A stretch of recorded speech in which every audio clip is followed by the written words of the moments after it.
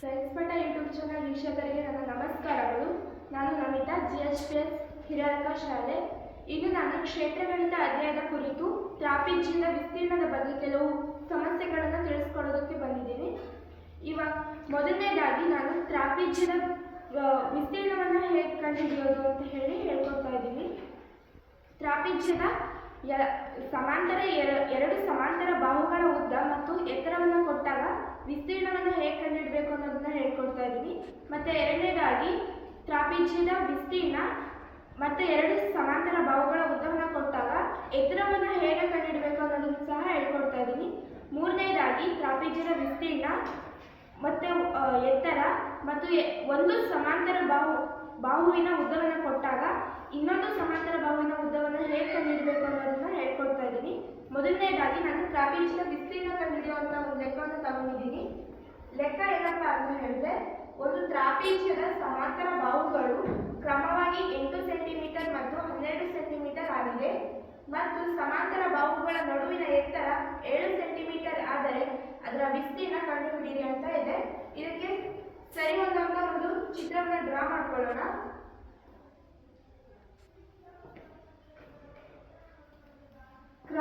ಬಾಹುಗಳು ಕ್ರಮವಾಗಿ 8 ಸೆಂಟಿಮೀಟರ್ ಮತ್ತು 12 ಸೆಂಟಿಮೀಟರ್ ಆಗಿದೆ.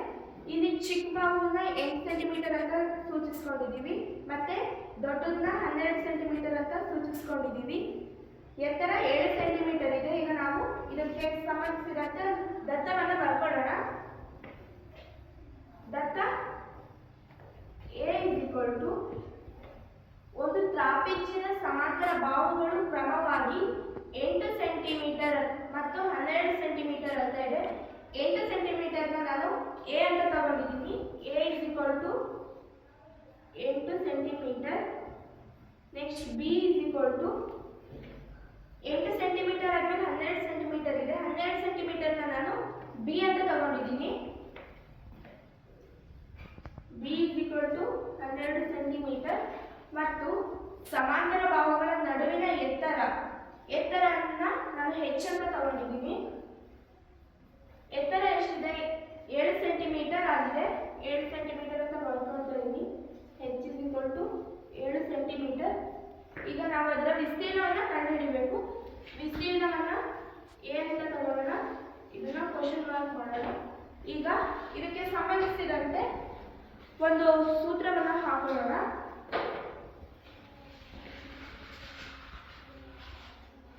A H/2 of A plus B. ಇದಕ್ಕೆ ಸೂತ್ರ ಏನಪ್ಪ ಅಂದರೆ A H/2 of A plus B. ಇದಕ್ಕೆ ಆದೇಶ ಮಾಡೋಣ. ನಾವಿಲ್ಲಿ ವಿಸ್ತೀರ್ಣವನ್ನು ಕಂಡುಹಿಡಬೇಕು. A H ಬೆಲೆ 7 ಇದೆ. H ಗೆ 7ನ ಆದೇಶ ಮಾಡೋಣ. 7/2 ಆಫ್ A ಬೆಲೆ 8 ಇದೆ. ಇಲ್ಲಿ A ಗೆ 8ನ ಆದೇಶ ಮಾಡೋಣ. ಪ್ಲಸ್ B ಬೆಲೆ ಇಲ್ಲಿ 12 ಇದೆ. 12ನ ಆದೇಶ ಮಾಡೋಣ. ಈಗ ಇದನ್ನ ಸಾಲ್ವ್ ಮಾಡೋಣ. A 7/2 8 plus 12 20 into 20. ಈ 22ರಿಂದ ಭಾಗಿಸಲ್ಪಡುತ್ತೆ. ಅದರಿಂದ ಇದನ್ನ ಭಾಗಿಸೋಣ. 2 1 2 10. A 7 into 10. A 70 centimetre square. ಈ ಒಂದು ತ್ರಾಪಿಜ್ಯದ ವಿಸ್ತೀರ್ಣ 70 ಸೆಂಟಿಮೀಟರ್ ಆಗಿದೆ. ಈ ತ್ರಾಪಿಜ್ಯದ ವಿಸ್ತೀರ್ಣ 70 ಸೆಂಟಿಮೀಟರ್ ಸ್ಕ್ವೇರ್ ಆಗಿದೆ.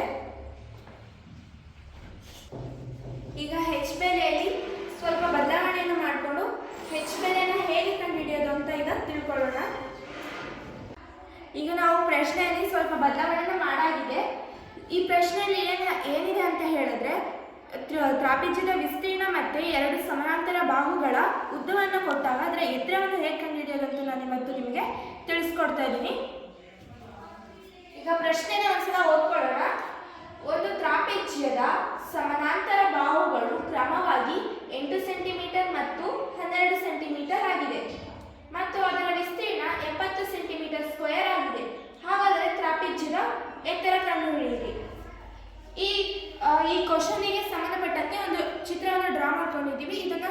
ಎಕ್ಸ್ಪ್ಲೈನ್ ಮಾಡ್ತೀನಿ. ಸಮಾನಾಂತರ ಬಾಹುಗಳು ಒಂದು 8 ಸೆಂಟಿಮೀಟರ್, ಇನ್ನೊಂದು 12 ಸೆಂಟಿಮೀಟರ್ ಇದೆ.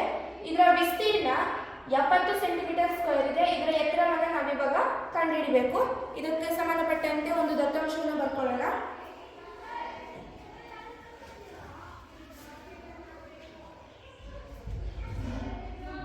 ದತ್ತಾಂಶ ಇಲ್ಲಿ ಸಮಾಂತರ ಬಾಹುಗಳು ಅಂತ ಇದೆ. ಇದನ್ನ ನಾನು ಬಾಹುಗಳು ಅಂತ ಇರೋದು ಟ್ರಾಪಿಜಿಯದಲ್ಲಿ 2 ಬಾಹುಗಳನ್ನು ತಗೊಳ್ತೀವಿ. ಎರಡನ್ನು ನಾನು ಎ ಮತ್ತೆ ಬಿ ಅಂತ ತಗೊಳ್ತಾ ಇದ್ದೀನಿ.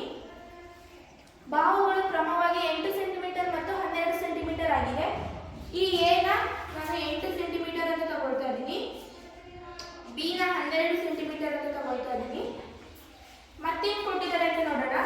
ಮತ್ತು ಅದರ ವಿಸ್ತೀರ್ಣ 70 ಸೆಂಟಿಮೀಟರ್ ಸ್ಕ್ವೇರ್ ಆಗಿದೆ. ವಿಸ್ತೀರ್ಣವನ್ನು ಎ ಅಂತ ತಗೊಳ್ತಾ ಇದ್ದೀನಿ, 70 ಸೆಂಟಿಮೀಟರ್ ಸ್ಕ್ವೇರ್ ಆಗಿದೆ. ತ್ರಾಪಿಜ್ಯದ ಎತ್ತರ ಕಂಡುಹಿಡಬೇಕು. ಎತ್ತರವನ್ನು ಹೆಚ್ ಅಂತ ತಗೊಳ್ಳೋಣ. H is equal to question mark. ಈಗ ಈ ಕ್ವಶನ್ಗೆ ಸೂತ್ರವನ್ನು ಹಾಕೊಳ್ಳೋಣ.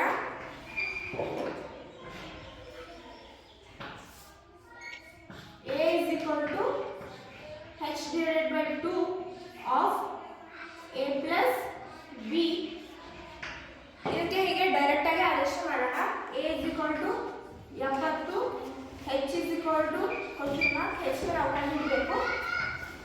A is equal to 8 centimetre ಇದೆ, 8 plus b is equal to 12 centimetre ಇದೆ. 70 is equal to h divided by 2. 8 plus 12 20 into 20 h divided by 2 ನ 20 ನ 2 ಇಂದ ಭಾಗಿಸೋಣ. 2 ಬದಲ 2 ಹತ್ತಲ 70 is equal to h into 10. ಈಗ h ನ ಈ ಕಡೆ ಇದನ್ನ ಈ ಕಡೆ ಎಕ್ಸ್ಚೇಂಜ್ ಮಾಡ್ಕೊಳ್ಳೋಣ. ಎಕ್ಸ್ಚೇಂಜ್ ಮಾಡ್ಕೊಳ್ಳೋದ್ರಿಂದ ಬೆಲೆ ಏನು ಬದಲಾಗಲ್ಲ. h into 10 is equal to 70. h is equal to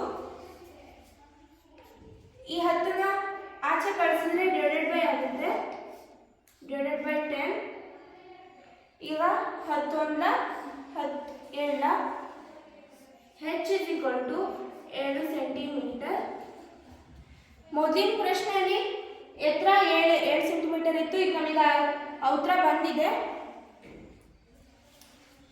ಏನು ಮಾಡಿದ್ದೀವಿ ಅಂದರೆ ಎ ಬೆಲೆನ ಆದೇಶ ಮಾಡಿದ್ದೀವಿ, ಮತ್ತು ಎ ಮತ್ತು ಎ ಪ್ಲಸ್ ಬಿ ಬೆಲೆನ ಆದೇಶ ಮಾಡಿದ್ದೀವಿ. h/2 ಹಾಗೆ ಇದೆ. 70 is equal to h/2 into 20 ಇದ್ದಲ್ಲಿ 22ರಿಂದ ಭಾಗಿಸಲ್ಪಡುತ್ತೆ. ಅದರಿಂದ ಭಾಗಿಸಿದ್ದೀವಿ, 10 ಬಂದಿದೆ. 7 is equal to h into 10. ಇದನ್ನ ಈ ಕಡೆ ಎಕ್ಸ್ಚೇಂಜ್ ಮಾಡ್ಕೊಂಡಿದ್ದೀವಿ. h is equal to ಇದು 10 ಇತ್ತಲ್ಲ, ಅದನ್ನ ಆಚೆ ಕಳಿಸಿದ್ರೆ ಛೇದಕ್ಕೆ ಹೋಗುತ್ತೆ, ಭಾಗಾಕಾರ ಆಗುತ್ತೆ.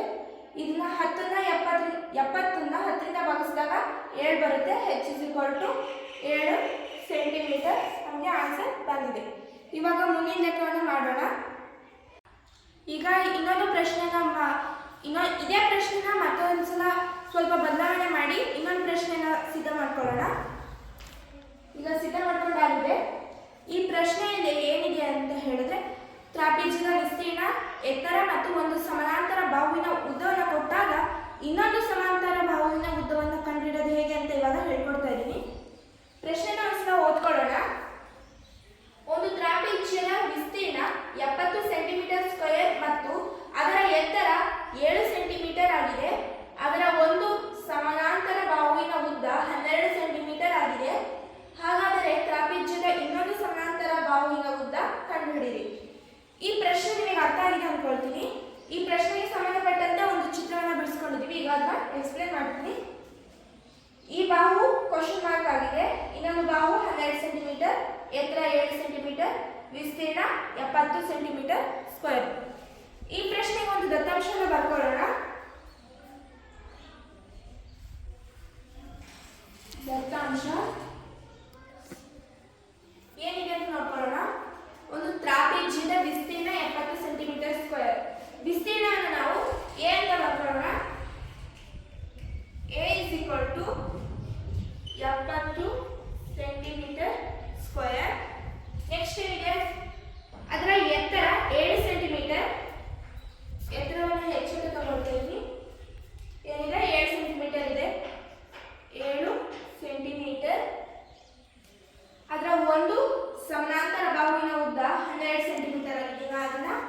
ಬಿ ಅಂತ ತಗೊಳ್ತಾ ಇದ್ದೀನಿ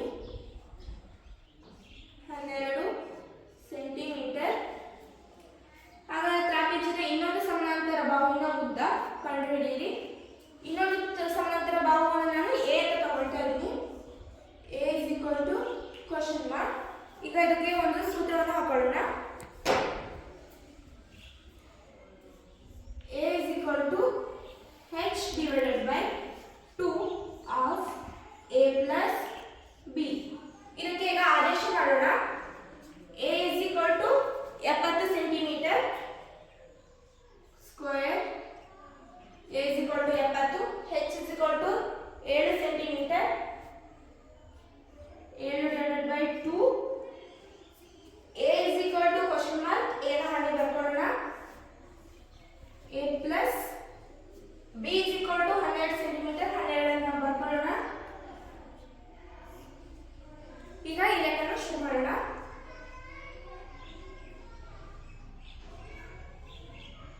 70 is equal to 7 divided by 2 of A plus 12.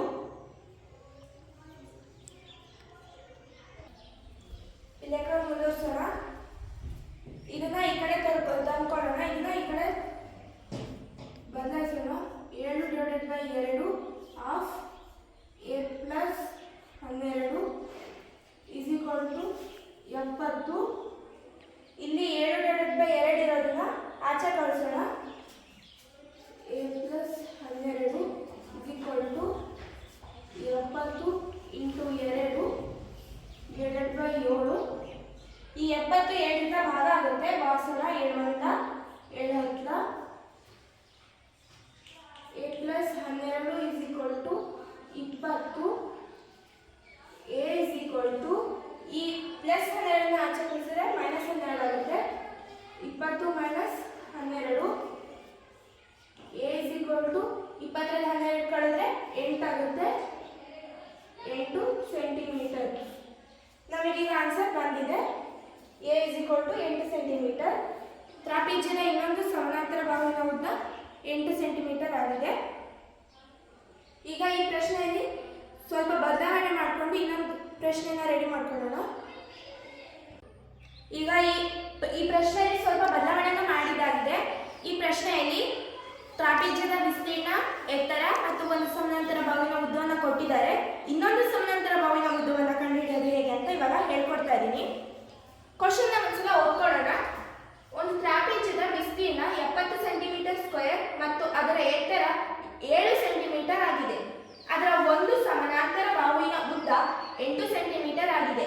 ಹಾಗಾದರೆ ತ್ರಾಪಿಜ್ಯದ ಇನ್ನೊಂದು ಸಮಾನಾಂತರ ಬಾಹುವಿನ ಉದ್ದ ಕಂಡುಹಿಡಿಯಿರಿ.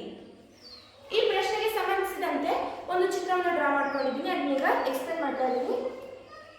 ಒಂದು ಬಾಹುವಿನ ಉದ್ದ 8 ಸೆಂಟಿಮೀಟರ್. ಇನ್ನೊಂದು ಬಾಹು ಕ್ವಶನ್ ಮಾರ್ಕ್ ನಾವು ಕಂಡುಹಿಡಬೇಕಂತ ಬಾಹು. ಇದರ ವಿಸ್ತೀರ್ಣ 70 ಸೆಂಟಿಮೀಟರ್ ಸ್ಕ್ವೇರ್. ಇದರ ಎತ್ತರ 7 ಸೆಂಟಿಮೀಟರ್. ಇದಕ್ಕೆ ಒಂದು ದತ್ತಾಂಶವನ್ನು ಬರ್ಕೊಳ್ಳೋಣ. ದತ್ತಾಂಶ ಏನಿದೆ ಅಂತ ಫಸ್ಟ್ ಓದ್ಕೊಳ್ಳೋಣ.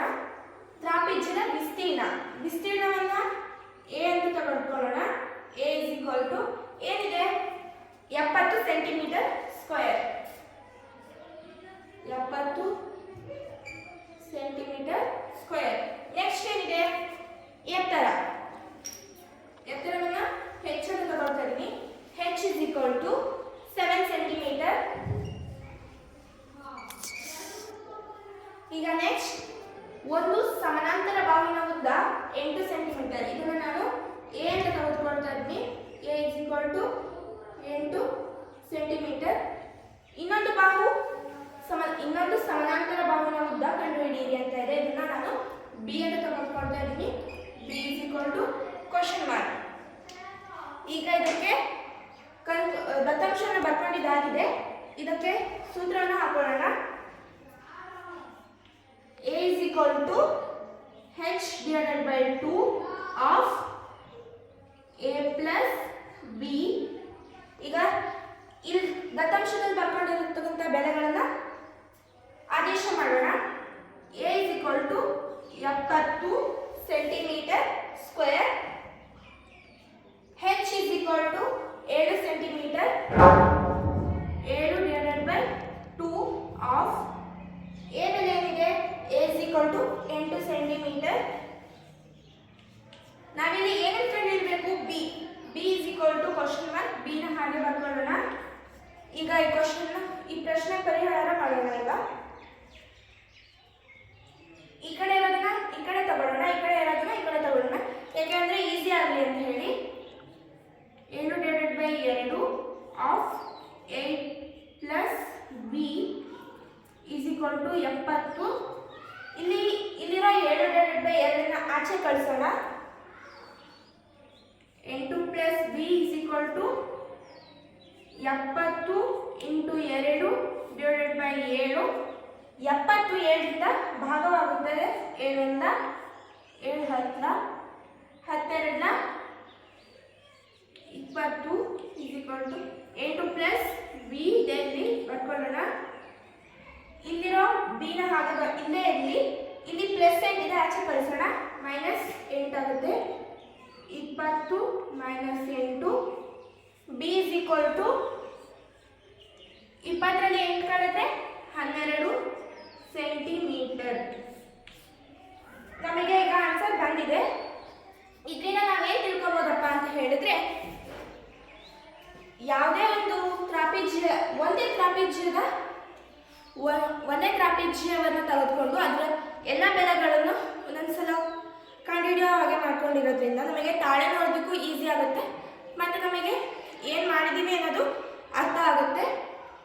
ಇದನ್ನ ನಾವೇನು ತಿಳ್ಕೊಬೋದು ಅಂತ ಹೇಳಿದ್ರೆ, ತ್ರಾಪಿಜ್ಯದ ಯಾವುದೇ ಒಂದ್ಸಲ ಅದರ ಎಲ್ಲ ಬಾಹುವಿನ ಮತ್ತು ವಿಸ್ತೀರ್ಣ ಎತ್ತರವನ್ನು ಕೊಟ್ಟಾಗ ಕೊಟ್ಟಿದ್ದ ಬೆಲೆಯನ್ನು ಯಾವುದೇ ಒಂದು ವಿಸ್ತೀರ್ಣ ಬಾಹು ಅವನ್ನೆಲ್ಲ ಕ್ವಶನ್ ಮಾರ್ಕ್ ಹಾಕಿದಾಗ ಚೇಂಜ್ ಮಾಡಿದಾಗ ಆನ್ಸರ್ ಅದೇ ಬರುತ್ತೆ ಅನ್ನೋದನ್ನ ನಾವು ಇದರಿಂದ ತಿಳ್ಕೊಬೋದು.